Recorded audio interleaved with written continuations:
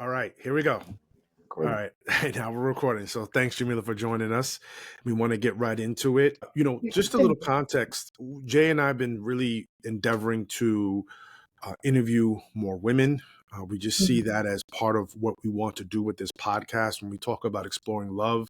Part mhm, of this is that what we see happening online is very toxic, divisive rhetoric where mhm, men and women are speaking at each other, but they're not taking time to listen to each other. So we wanted to provide a platform because we knew all these amazing women where we can mhm, just talk to and listen to women and their amazing stories that are full of triumph and tragedy, but ultimately about, overcoming and how they encountered and continually rediscover what it means to be loved and to love. So mhm. with that said, that's just wanted to give context of why we wanted to speak with you today. So let's get right into it. Uh, can you tell us, what's your origin story? So much of, people learning about love is about where they start and their first encounters with love. Can you tell us a little bit where you're from, how you were raised, and, what are your first memories about love? Absolutely. Well, first of all, tell me, where do I look? I just want to make sure I'm looking at the right Oh spot yeah, 'cause you look right in your camera. and then Yeah, I'm looking yeah, at yeah, y'all. yeah. It's dynamic. You look in the camera, look in your Okay. camera lens. I like to look in the camera lens because like I'm looking at you, but you could definitely look down at yourself. It's all The good. camera lens on my laptop. Yeah, yeah. Camera lens on your laptop. Okay. I'd rather just look at y'all. Is that okay? That's perfect. Fine too. That's fine Okay. too. So to tell you a little bit about me, I am originally from Los Angeles County. I say Los Angeles County because there's always this debate about you being from Pasadena. You're not like, LA proper, but I'm from LA. I'll just tell y'all that. Nice. I grew up in Pasadena. If you're familiar with the Rose Parade, the Rose Bowl, and all that good stuff. And I grew up at a very young age. Like my first memory with my parents, they're divorced, but being 5, 6 years old, like seeing great moments, with them around the house as a couple, my brothers, and then seeing them, fighting like cats and dogs, and then eventually there was my dad never came back.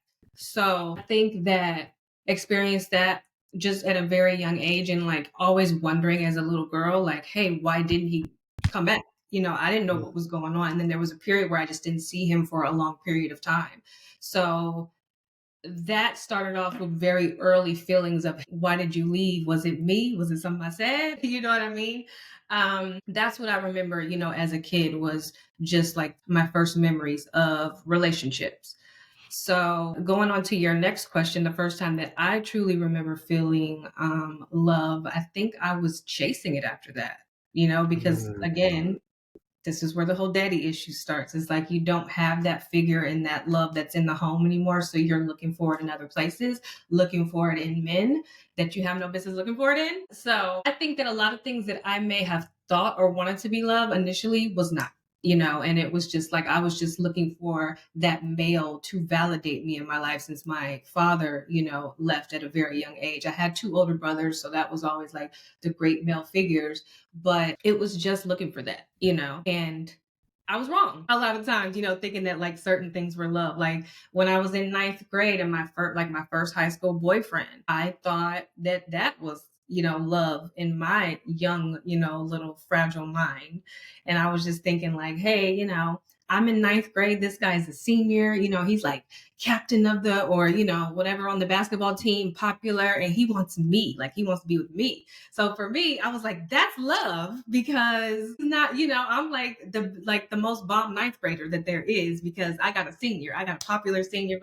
So that is also where my same experience of hurt and pain, came from as well because I found out that he was cheating on me with one of my friends, by the way. So Yeah, yeah. this is also another thing that maybe we'll touch back on this later, but how women can also be toxic in this cycle and in all this competition, when it comes to men and love and all that kind of stuff. You're telling them like, hey, all the things that, are great. And then they want the same thing. So that was like a whole little circle, a triangle, love triangle that I found myself in at 14. And then I just feel like that cycle continued. Mm. Was the girl he was cheating on you with, was she in the same grade as you? Or She was one grade high. She was 2 grades higher than me. I'm sorry. I was in ninth grade. She was in 11th grade. She was a Yeah. junior. I was just curious. It's not really relevant to anything. I was just curious.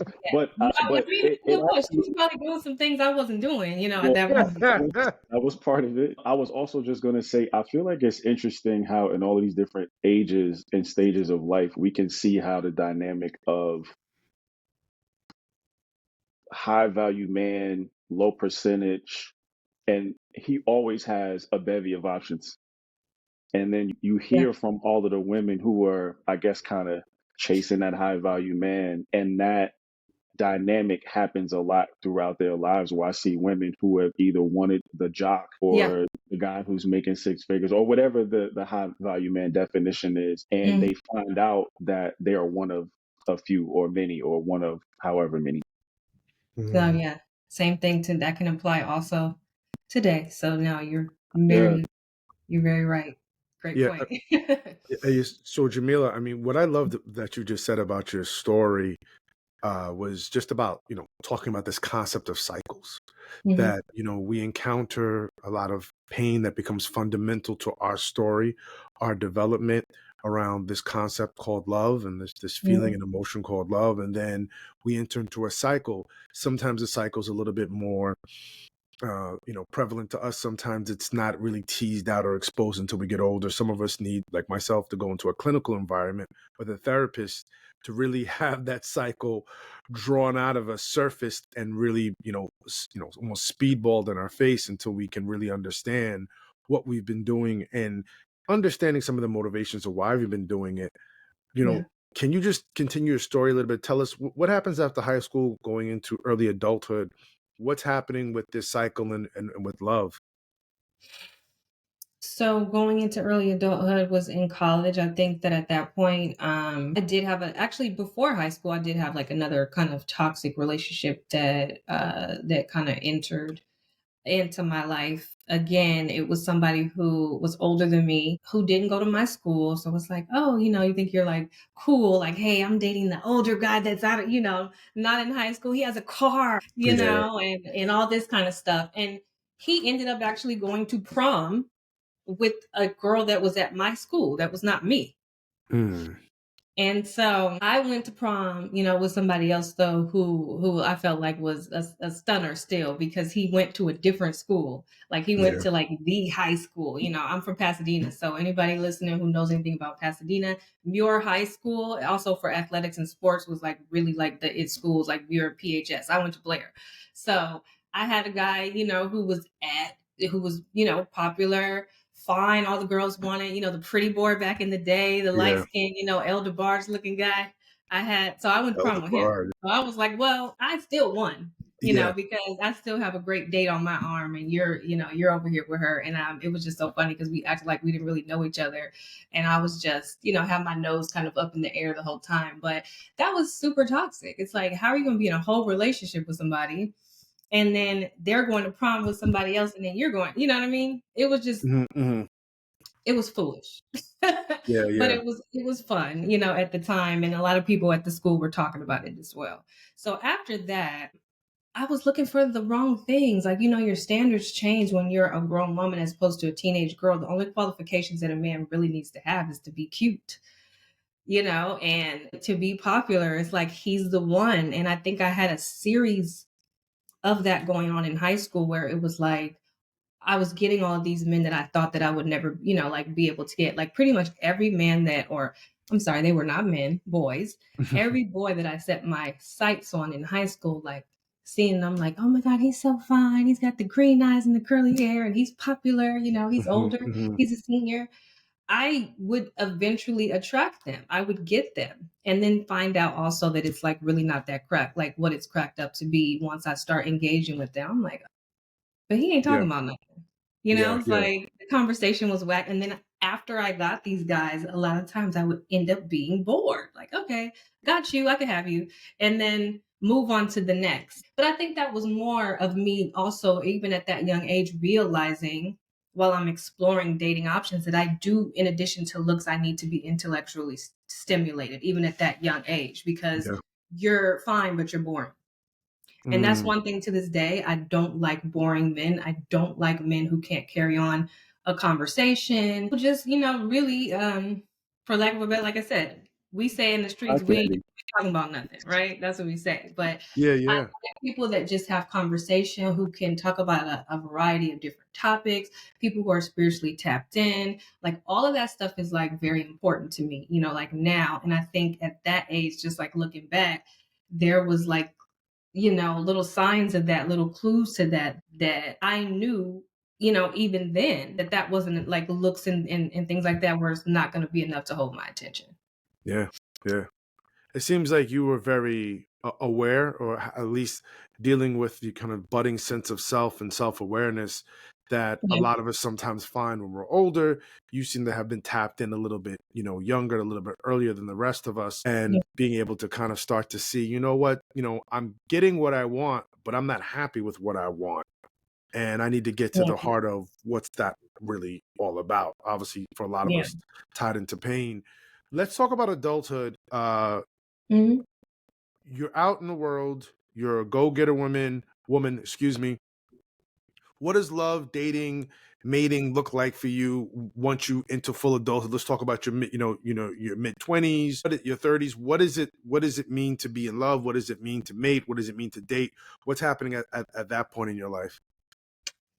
Well, we're talking about several different people at that point. I mean, Mm. me. I've been several Yeah, different yeah. No, people no, that's what I figured you meant. Yeah, in my yeah. 20s. Not your partners. Yeah. Yeah, that's them. But I think it's just really like I don't really know where to start with that, but I do think definitely learning from my mistakes, like the whole time, and learning to choose better, like the next time. I think one of the things that I've learned over the years is that, hey, everybody's a part of your journey, and these people necessarily weren't bad people. They just weren't your people. They weren't, and it wasn't the time, and everybody's here for you to have a lesson. Like, hey, if we never got played, by this guy in our 20s, how would we know? It's like I don't want to be in my 40s making the same mistakes as my Yeah, 20s. So yeah. I'm really happy and grateful for a lot of those times, the scammers and the cheaters and everything that, like I experienced. Mhm. Um, and that just gives me like more insight for what I'm like looking for, and I see the red flags now, and I think that when you're in your 20s you see the red flag, but you don't really care because you're not looking ahead to the future. Like you're not maybe necessarily looking for your child's father or your husband at that point. You just want to have fun. Yeah, So I yeah. think dating in my 20s was really all about having fun. And somebody actually said this to me the other day too. They're like, when you're in your 20s and you're young, everyone wants you. There's all Mm. these men that are older men that are like, hey, let me put you up. Let me take you, let me take you Mhm. shopping. Let me do all these things for you because they're looking at you like you're of value to them because they're older. So they're like, hey, let me snatch her youth. I want to feel, like I still got it as well.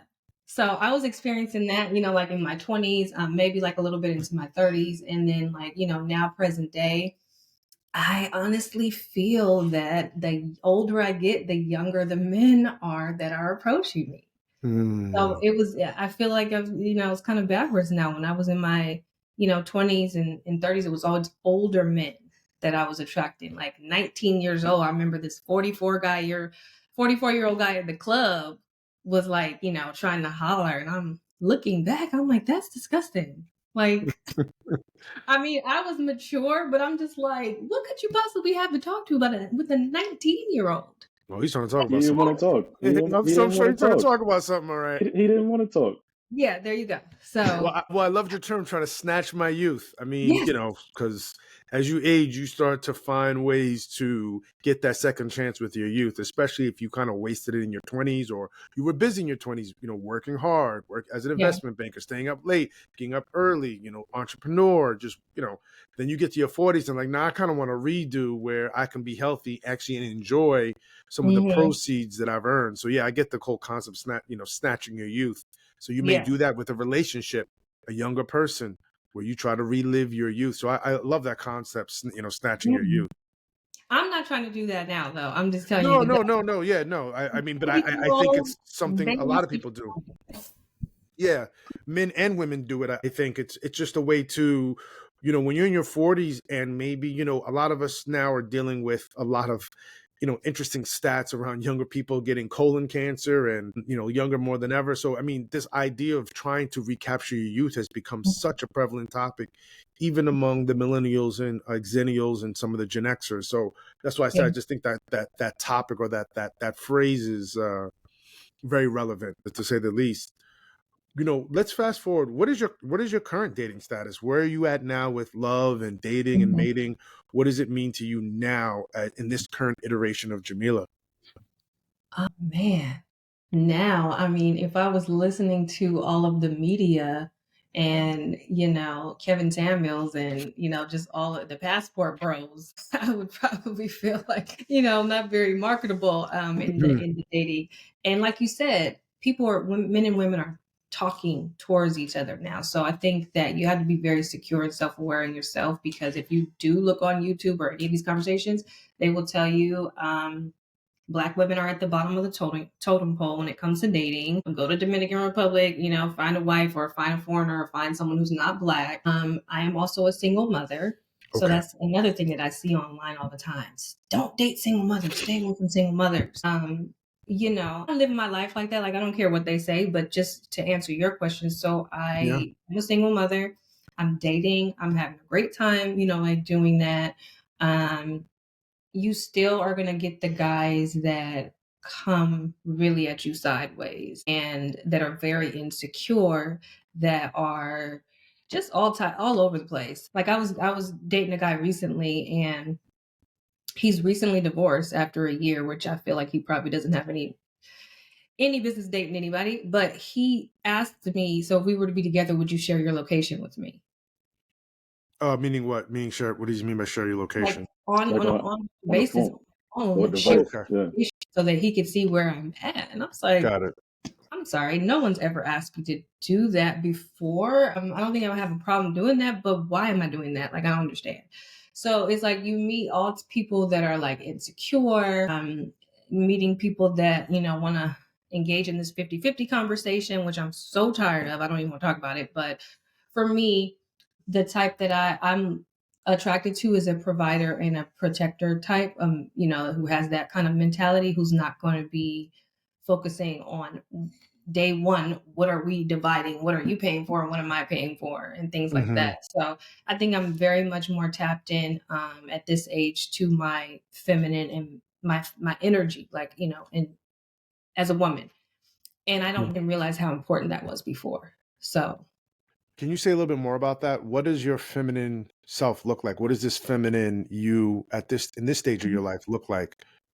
Can you well, describe it a little bit? yeah, absolutely. So I've always been, pretty much a feminine woman, but I think, as I mentioned, I'm a single mom. So not having the head of house has really, I guess, forced me to take on a lot of masculine energy, like being the sole provider, being the decision maker, things that I'm not doing by choice. So dating, bringing that energy into dating a lot of times, I wouldn't realize, like, okay, now you're in the presence of a man, pull it back a little bit. Like, you don't have to be the decision maker. You don't, you can lean back and be softer and allow this man to lead. When you're so used to doing it all the time at home, Mm. it carries over into the dating life as a single mom. And so I'm more conscious and aware of that. So for me, constantly providing for, my daughter and my family and people around me, now when I go into dates, like, I'm falling back and being in my feminine energy and allowing that man to be in his masculine energy and pursue me and date me and court me as such, as opposed to just like doing what I'm used to doing at home and bringing that, and then I'm not allowing him. That's repelling each other.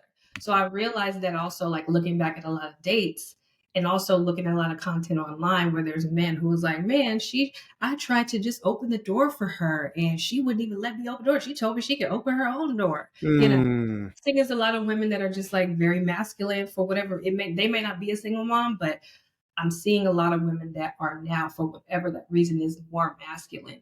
And it might have something to do with the amount of education. Now the women make their own money and do a lot of things. So their mentality is changes. But I feel like you can't also be both. You can be a woman who, is an earner, who's a breadwinner, who's educated. But then when you're with your man or you're dating in a relationship, pull it back, fall back, be soft, be feminine, receive instead of always just being a doer. Because being a doer, that's a masculine energy, right? So you can do that on your own time, but when you're with this man and you're trying to build something with him, you got to pull that back and just allow him, to be the doer for you. That's what I mean when I say Okay. I'm like I'm resonating like so much more with that now.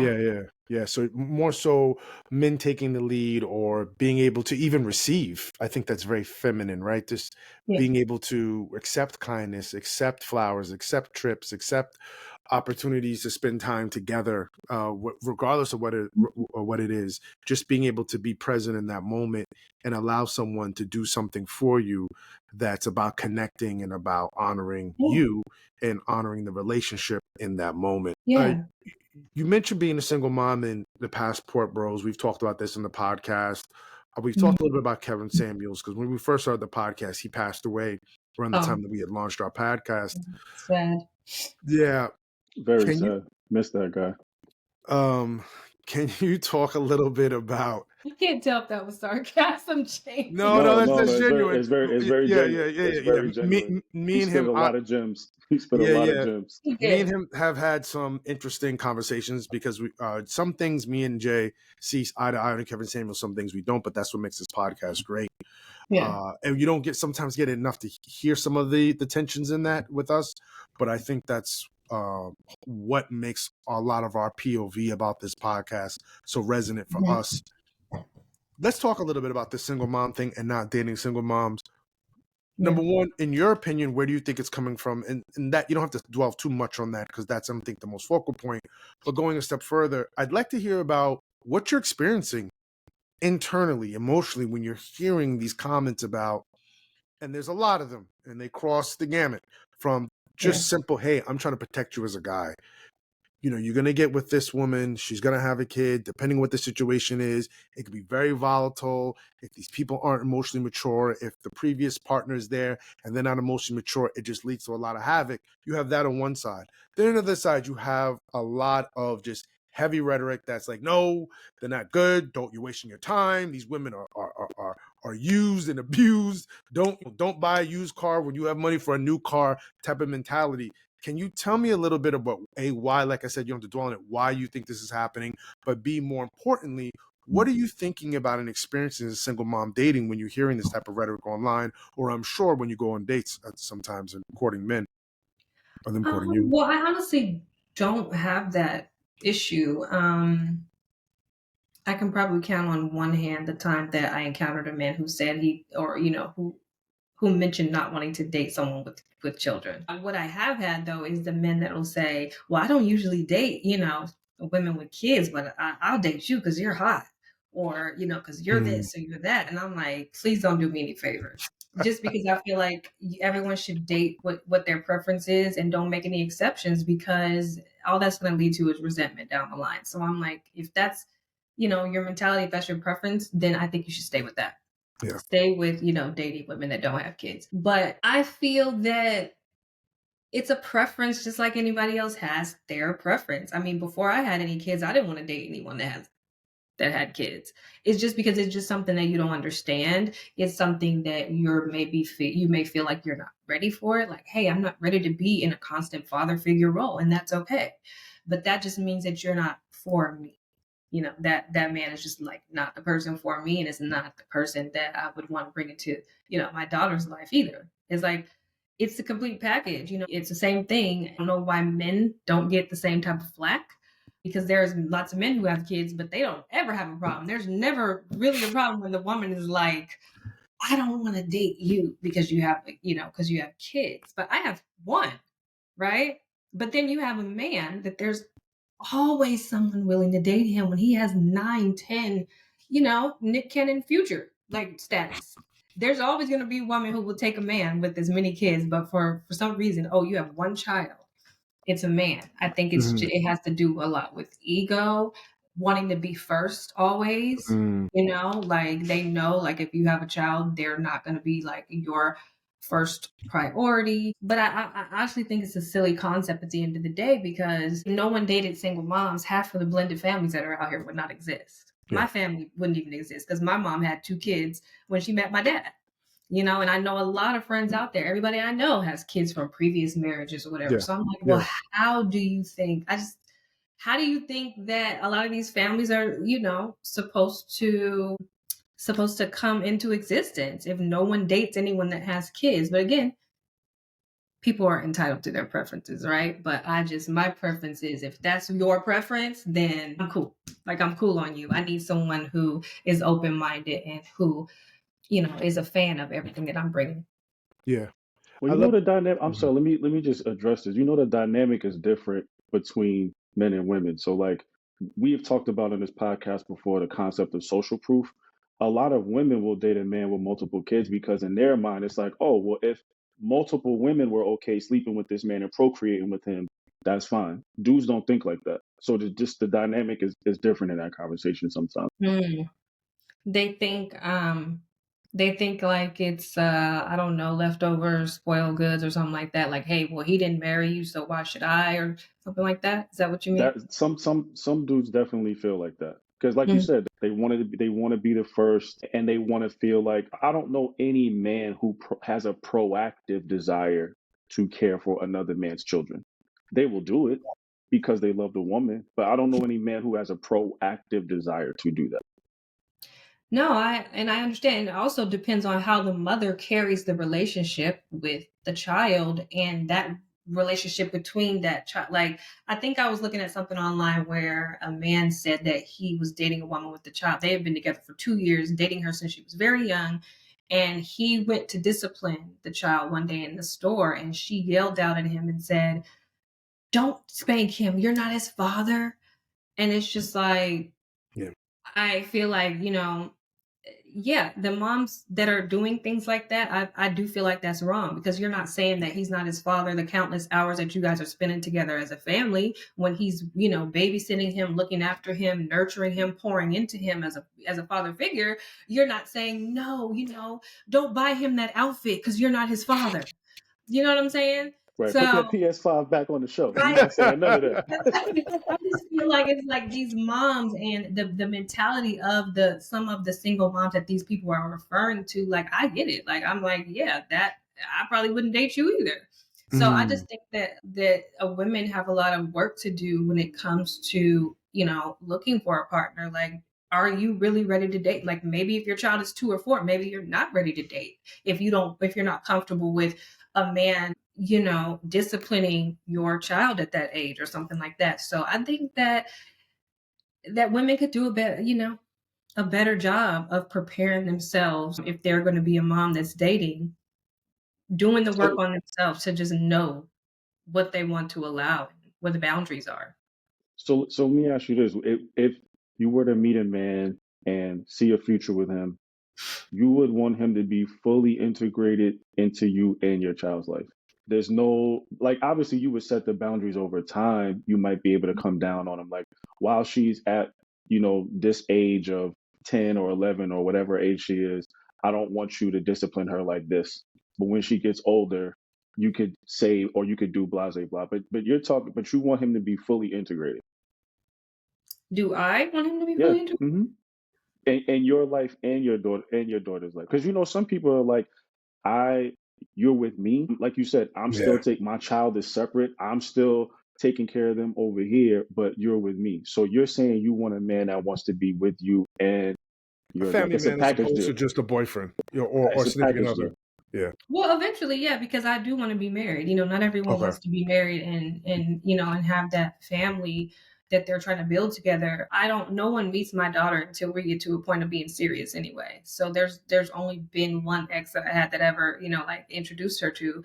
And the rest is dating. It's like, you're not even meeting her if we're not getting that far. Mm. Yeah. So I think it just depends on where you are in the relationship with that person, what you guys are agreeing that it's gonna be. It's the same thing like with family. Like, do you introduce everybody to your mom? Oh, if you're not sure about them. So you guys gotta have to work that out and see where you're going. And then that person needs to know what your desire is too. Like, everybody doesn't want a relationship though. Like, I notice in talking to some people, some women just want somebody that they can smash, and then they can Mhm. go back to being the mom and they ain't gotta see you. Because they're Yeah. like, in their eyes, a lot of women, it might be like, hey, this is one more person I have to take care of, one more person I have to cook for, one more person I have to, do things for. That's not my, that's not my state of mind, but I'm just saying, it just depends on that relationship, the dynamic of it, because not everybody wants to go where I want to go. Not everybody wants a man who's going to be building a family with us. You mentioned a magic word on the show, which is marriage. Mhm. Why marriage? Why do you want to be married? What's in it for you at this stage in your life, and looking at the future stages of your life? Mhm. Whew, loaded question. Two is better than one. I mean, we were built, I feel like, to if you want to go from a biblical standpoint, we were built to do this together. And parenting is not a one person job. Regardless to where it's a step Agree. person, whoever. It actually Agree. takes a village, even if you are married. But for me personally, I want a partner to do life with. Like a lot of the things that I mentioned, the decisions and just different things that I have to figure out by myself. I don't know if I'm doing it right. I want a partner to be able to, to be able to confer with, to talk to help me make some of these decisions. Somebody that to lean on, and they can lean on me, as well. I want to be a cheerleader for someone and for someone to be a cheerleader for me. Like I just want that type of partnership in my life. And I do honestly want to show that example to my daughter of what that type of family and love between a man and a woman looks like. She didn't get to see it with her father and I, so I want to show her that at some point and be an Yeah. example for her. And yeah, I'm just trying to build. You know what I mean? And I'm exhausted doing it by myself. It's Yeah. just Yeah. yeah, we weren't meant to be here. Y'all, it's love God, love sex podcast. So you know the biblical aspect of that. Yeah, to some extent, and also to a lot of extent. Yeah. What do you think has been the major impediment for you moving towards that goal? And let me give you some context. I asked that question because so many of the women that Jay and I know, friends that we have, talk Yeah. about wanting to be married, but Mhm. also talk about a lot of the issues, the impediments to marriage, whether it's inventory, not enough good quality men, or if they're good quality men, or if there's a good quality man that I meet, right, there is commitment issues. He doesn't want to commit, or the dynamic is off. I mean, you just keep going down the list. I mean, the perfect example Jay and I did is we had attended a church years ago, and there was a lot of women there, but we probably can only identify one or two we would actually be interested in dating. And the point we were making to each other, and I think could be made in general, is people just think, oh, there's just a body of men here or a body of women here. You're going to find a mate, but people don't realize how hard that is to get to somebody who you have a genuine click with, who Mhm. really is compatible with who you are, and not just who you are now, but the growth plan you have for yourself and for your family. So, there's just natural issues there. Then you add on other things that are maybe going on socially, politically, or socially, etc. For Mhm. you, what do you see as some of the impediments to like moving towards marriage? Or do you identify any at all? Maybe you say, hey, no, there isn't. I'm just not there yet. Can you say a little bit more about that? What you said? What is what? I'm sorry. What are the major impediments for Uh, you towards marriage? What are the blocks there that you feel that have made it difficult for you to kind of achieve that dream of being married? Or is it that you're just not there yet? I'm still on my progression. I don't see any blocks. It's just that I haven't clicked yet, or I haven't found my click yet. Definitely haven't found the right person that I see myself with that can fit into my life and that I fit into theirs. Emotional, you mentioned emotional intelligence. That is a very big thing for me. And unfortunately, a lot of men that I come in contact with don't have it, or the ones who do have it, they are not ready, like to settle down. Like a lot of the men just realize like that they do have a lot of options out here, and maybe we're not moving at each other's pace. So for me, I think that I have just not met the right, like person, and I'm very, very selective. I mean, I'm a Virgo, so y'all know how that is. We can, Shout out to the Virgos. Shout out to the yeah, Virgos, it's about to boy. be Virgo season. It's about to go crazy. Yo, I just dropped it. woo. We all three Virgos. Yeah, Yeah. Okay, yeah, you we Virgos. dropping this during Virgo season for sure. So Um, we know how selective. and We're Oh picky. yeah, and similar. perfectionism. Yeah. And it's like, so I can get turned off by just something that you say. Your pinky finger can turn me off. Like it just, it doesn't have to You be chewed your mouth open. any of that. People More. don't realize how petty and picky and persnickety Virgos could be. Yo. The Hmm. smallest thing, the And smallest thing. word of the day. Yeah, exactly. You know No, what? This isn't gonna work out for me. It's like, yo, it was just one little thing.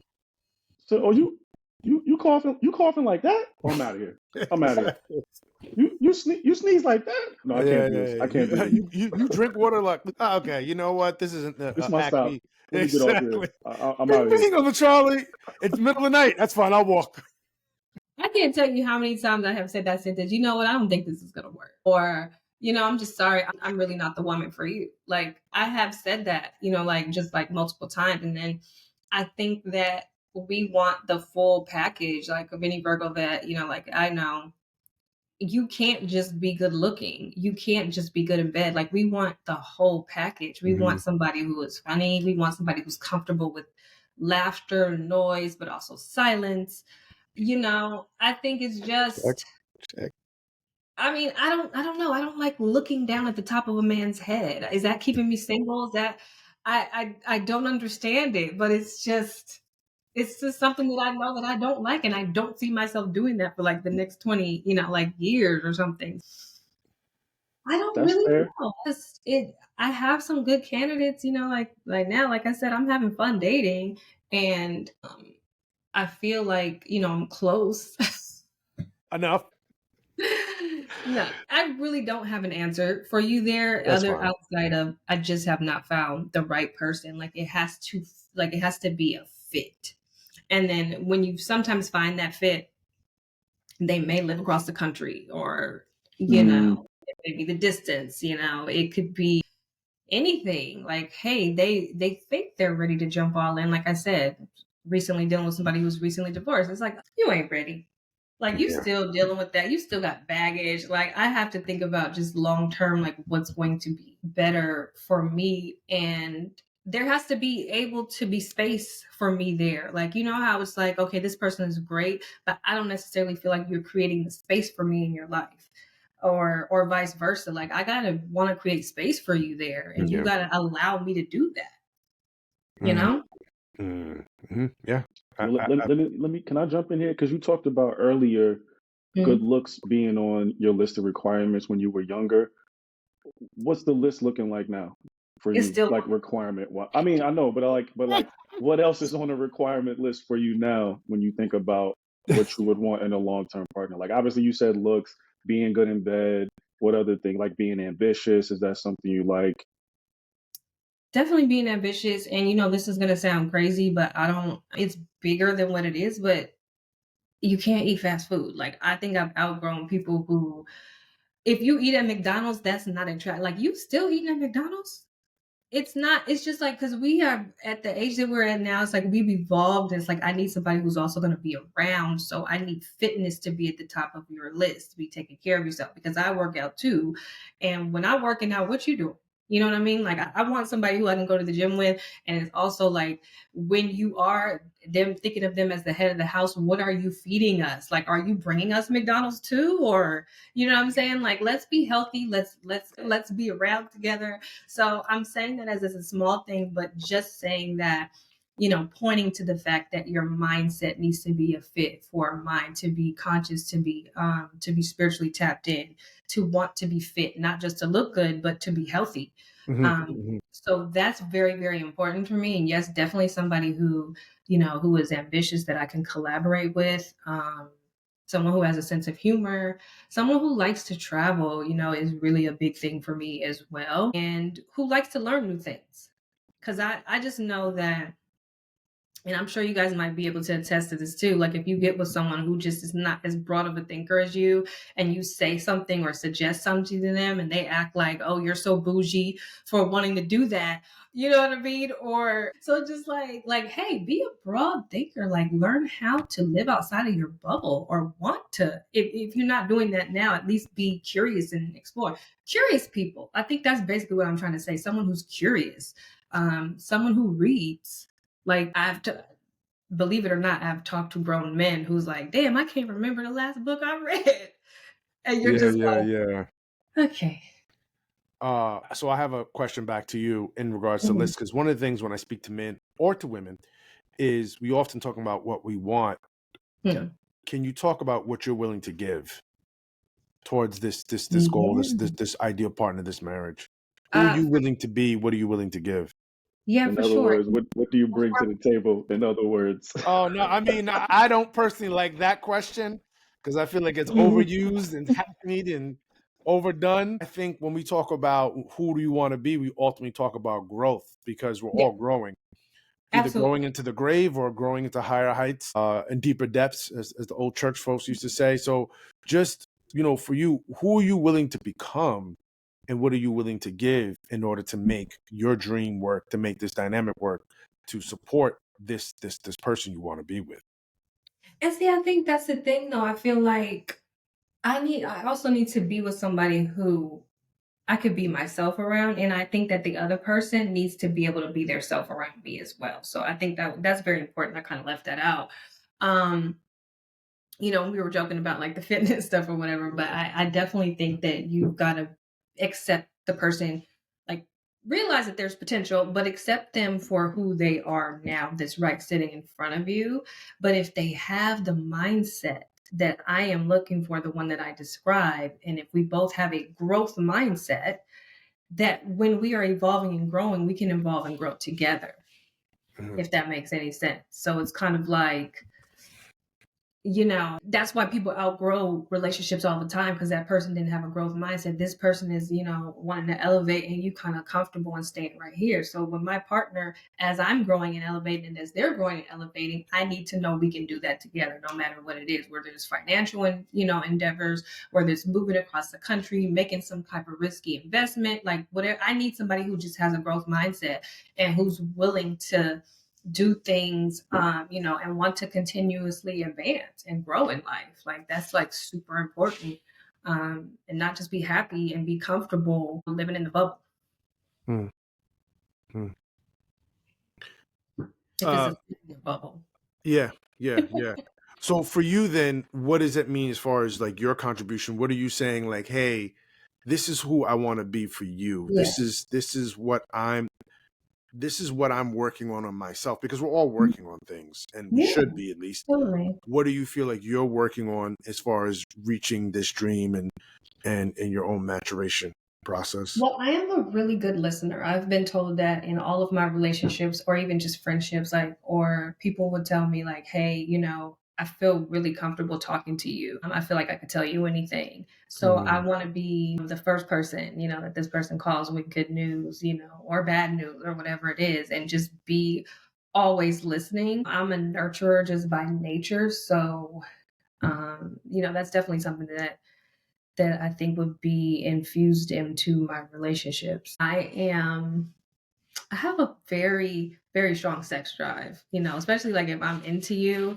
So I don't understand how when I hear these stories about married people and they're like, oh, we haven't had sex in like 6 months. How the yeah, fuck? How? Like, this is the person that you can go crazy on. yeah, You know what I'm saying? So I'm very adventurous, like in the bedroom and, things like that. So I don't feel like that would ever like really get stale. And I'm always willing to try new things there. Yeah, I like having fun there. yeah, So yeah, yeah, yeah, yeah, yeah. No, that's great. yeah, I'm like, you want to see other people? I'm gonna show you other people. We're gonna, pull out some outfits, Wigs, whatever. Like, clothing. Oh, you yeah, want to do an old Western joint? You want to do okay? We could definitely do Clint Eastwood. We could definitely do Pale Rider up in here. yeah. So Uh that's huh. another place that I think people should grow together too. Like when you're talking about evolving and growing, like evolve and grow into trying new things as well, and Yeah. also talk about what that looks like for you. I'm not. I don't feel like there's a one size fit all thing in a relationship. And I feel like as a couple, you need to do what works for you and not be looking at, what Julie and Joe is doing, what works for us. And then also don't be talking to everybody about what we're doing in our bedroom and just in our house in general. Mhm. If you need to talk to somebody, like talk to me. I think it was Method Man recently that I read that he said the secret to his marriage or whatever, 20 years, is just keeping people out of his relationship. Yeah, yeah, So I learned that very, early on to stop telling all my business to my friends. And I'm not talking to any women especially if you're single. Single women keep Mm. other women single. So I'm not talking to you about my business. Yeah. yeah, It's interesting that you say that because Heath and I recently have talked about some of our ideas about marriage and if it's a good deal or not. And one of the things that he brought up, because I sided with you, like, you know, don't open your bedroom doors to all of your friends and family and whoever else. But he made a great point about marriage doesn't just belong to the two people who are in it. It really belongs to the community. Now, it could be the community that y'all set, but there's still a community element to marriage. So how do you kind Well, of balance that out?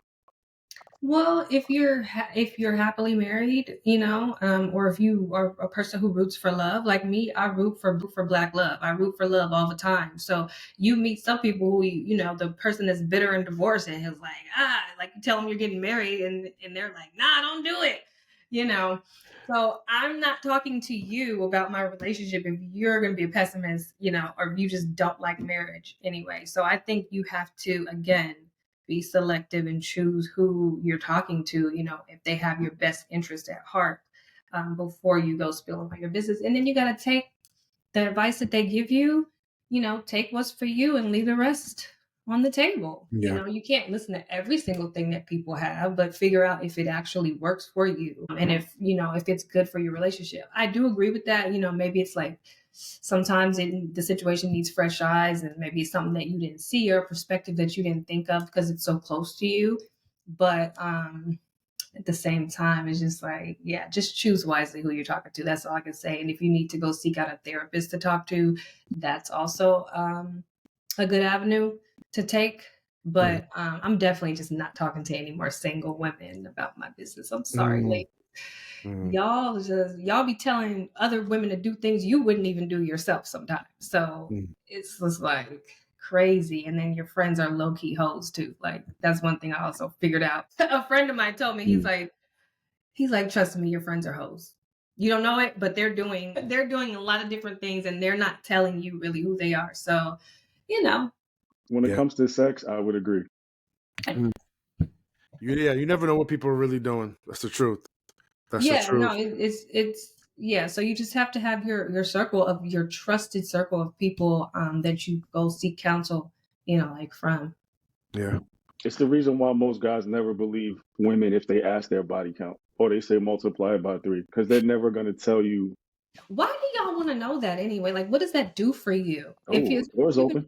fit and you yeah, exactly. The you door said is what? open. You I said But said what? the door is open. The the door is door, open. yeah, yeah. You kicked open the door, waving the 4-4. But who's going to be honest about it? You're never going to get the straight answer, really, anyway. And maybe some people just Well, don't that's need what he to was know saying. me. That's what I'm saying. I feel like Yeah, that's the reason why guys believe that most women are hoes or have hoe in them because they're never going to tell you, even their friends, they're never going to tell them the 100% truth unless they really know you out there. and here's the thing. I mean, Jay and I had one of our first episodes was on about body count. For me, body count doesn't matter. What really does matter, rather, with body count is the public health issue. I Yeah. mean, people have diseases. People don't get to tested for diseases. People engage in risky behavior, the Hmm. high risk behavior, and or some of their partners have engaged in even higher risk behavior, and then they weren't safe with them, and then people aren't getting tested, and then that's creating problems in the immediate and in the long term. So for me, there is not so much a question about body count, but a question about how healthy are you, and what's your concept of safety, and how are you being Absolutely. safe for yourself and also for us engaging in this relationship. The challenge is obviously, right, the higher the numbers, you're just doing the math, higher the numbers, the higher the probability, if you're engaging in unsafe behavior, that you may contract something. And if you're not getting tested, that becomes even problematic. So I mean, again, that's on me if I So, was like, single to test. simple trip to the clinic, right? Yeah, But no, that right. That's a test for me. But I deeper mean, for y'all than that, though. Really, like men are visual. Like I think that's why the reason is like when if it's the dynamic in in a relationship with a man and a woman, if a man cheats, women will accept him back.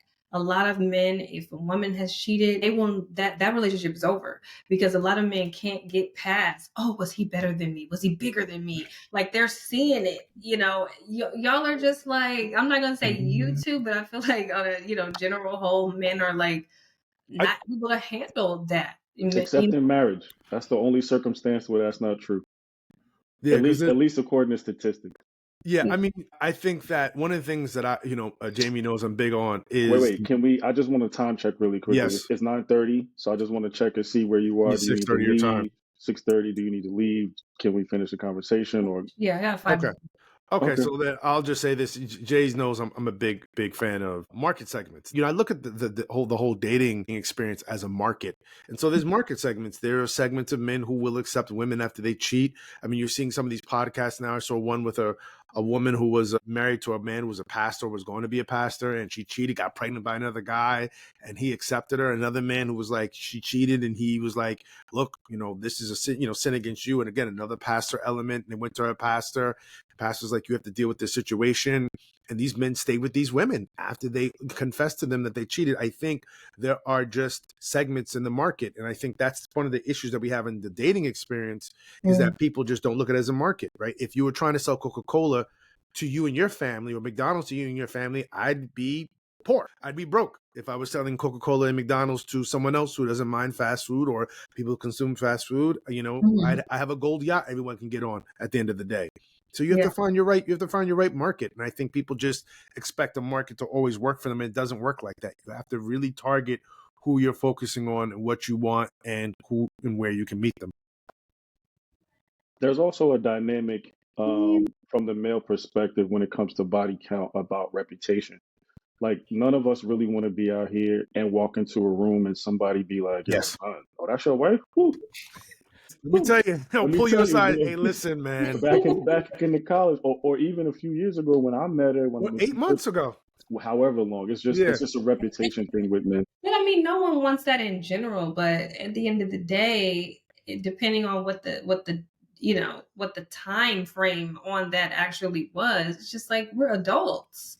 Like at some point, are you still in the streets like that, or because I've had that where people that I've dated or like, don't ever introduce me to anybody that you slept with. Like, if you're still friends with, some of your exes or somebody you may have been with one time 30 years ago, when you were a teenager, and they're like, nah, like, nah. That's all right. All right. That's a little extreme. That's far right. Yeah. I have experienced it. Oh, I've heard absolutely. it, like in relationships. So some people, I think, just take it to the extreme. It's like too far. Like, yeah, last Yeah. week is nuts. But 8 days ago is wild. I mean, Yeah. I mean, I just the day before y'all said y'all was being exclusive, like there are circumstances, or there's exceptions. I feel like to the rule. Like you ain't had that conversation. I was still single. Like you gotta just I feel you on that. You had every right to live the life that you lived and absolutely. sleep with whoever you wanted to before you met some. I do feel like the whole everybody's got a past thing is real. But yeah.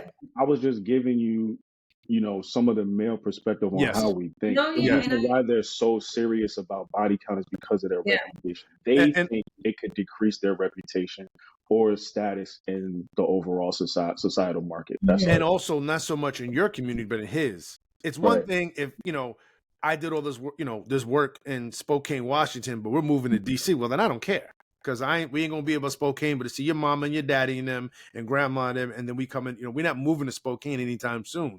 By the time we do, everyone may have gotten older and died anyway. It doesn't matter. But I think if we go to DC and this is my community and this is where I'm at, and I got people in DC coming up to me, oh, she said Spokane, huh? Let me tell you what she did in DC. And it's just like, oh, nah, man, I can't have that. No, And I Yeah. yeah, I think, get it. yeah. There's a whole viral clip going around about that, about a girl talking about her cousin that got married or he was about to, at the bachelor party, all his dudes is like, he says something at his bachelor party, like, "Yo, man, I can't believe I found such a good one." And like everybody's quiet, all of his groomsmen, they're laughing, and so somebody pulled him to the side, like, "Yo, bro, you loved her so much, and we never wanted to tell you, but like, yo, she got around with quite a few of us." And he ended up calling it off. But that's the thing. He See, was you're in the bridal party? Oh yeah, yeah, yeah, in yeah, his and some of his groomsmen and some of yeah. the people who were at the bachelor party. Yeah, Oh no, at a they're not his friends. They should have brought that up. They should have told him well, earlier. she should have told him. Huh? She should have told him. This is true. So Yeah. none of them are his friends. Yeah, or he doesn't really have a good circle. He really doesn't have a good Yeah, circle of people who are Not for just them to like, yo, wait that long. yeah. I mean, even if you yeah, say, hey, everybody's look, she silent. tried, and I said no, or if she tried and you said yes, as soon as you done with your yes, you get up out the bedroom, take your shower, put your clothes on, and go tell your boy. But that didn't even happen. Yeah. They just let him, hang out to dry. Anyway, Jameela, That's crazy. this has been remarkable. Thank you for taking your time. We don't take it lightly that you shared your story.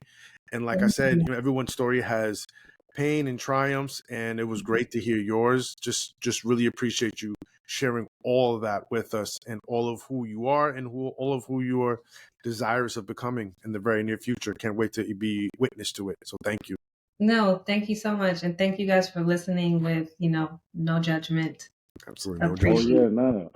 I almost judged you a little bit around this 50-50 conversation, but we didn't really get into it. That's We didn't another really get into it. Well, I only say that because I can talk about that another because I yes, have a lot of thoughts around that. okay. I didn't know if you meant this strictly from a financial space, or was it just because I mean everybody does have to bring something and contribute to the home. Sure. So I didn't know if you meant just like I'm paying these bills and you're paying these, or it's like you're the provider, the protector, that's your 50%, and I'm doing this 50%, or whatever it is. I didn't know what you were talking about, but there's all types of narratives within that conversation. So Yes. maybe next time we'll come So back and talk about it. that's a whole other episode, but I will leave you with this. I will say that I feel like in our culture, in the Black community, we're the only ones I feel like who are really talking about this conversation, because a lot of other cultures already know what that is. Like, they already know what the man's, like role is, and it's not really discussed. And whatever you bring is for the greater good, like of the family, And also, I think 50 Cent said something that was mind blowing to me is when he said there's a difference in taking care of a woman that I want to take care of than taking care of a woman who I have to take care of. Like, you ain't gonna make it. Like if I don't provide for you, if I don't pay for you, you're not gonna make it. Like that's a whole different conversation and a different perspective to look at it from. And I think a woman wants to feel the same way. Like, hey, I have no problem contributing to our household, but I don't want to feel like if I don't pay this half of the mortgage or this whatever, we ain't gonna make it, like as a couple. So I think it's just different ways to like look at it. It's not me saying, hey, I'm not gonna contribute, but I just don't want to have to, or that's going to be the death of us as a couple, as a family, if I don't bring in this percentage. And I think that's why your boy Kevin Samuels would always ask, what percentage of bills do you want to have to pay? Yeah. So leave you with that. Go back and watch some Kevin Samuels reruns. And he was definitely an advocate for the men being a provider. So Oh yeah. Oh yeah. yeah. Well, you guys have a good All night. right. Have a And good night. we Thank will you, talk to you Jameela. soon. Conversation Absolutely.